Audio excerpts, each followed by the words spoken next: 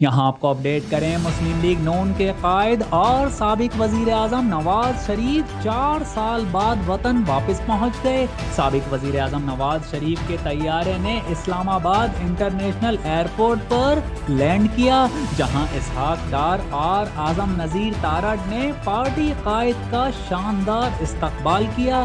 سابق وزیر اعظم کی وطن واپسی کے موقع پر ان کی قانونی ٹیم اسلام آباد ایئرپورٹ پر ہی موجود تھی۔ اسلام آباد ایئرپورٹ پر نواز شریف کی امیگریشن کا عمل مکمل کیا گیا، جہاں ان کے پاسپورٹ پر پاکستان میں داخلے کی مہر لگائی گئی۔ ایئرپورٹ پر اسٹیٹ لاؤنج میں نواز شریف کی مسلم لیگ نون کی قانونی ٹیم سے مشاورت بھی ہوئی، جس کے بعد انہوں نے قانونی دستاویزات پر دستخط کیے۔ انہوں نے ایون فیلڈ اور العزیزیہ ریفرنسز میں سزا کے خلاف اپیلز بحال کرنے کی درخواست پر دستخط کیے۔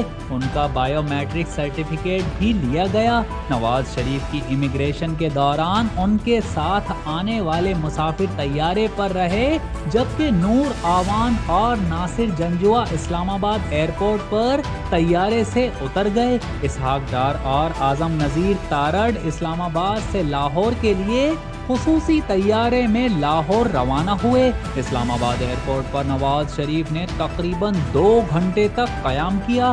بعد ازاں نواز شریف لاہور پہنچے، جہاں کارکنان نے ان کا شاندار استقبال کیا۔ بعد ازاں وہ ہیلی کاپٹر کے ذریعے جلسہ گاہ روانہ ہو گئے۔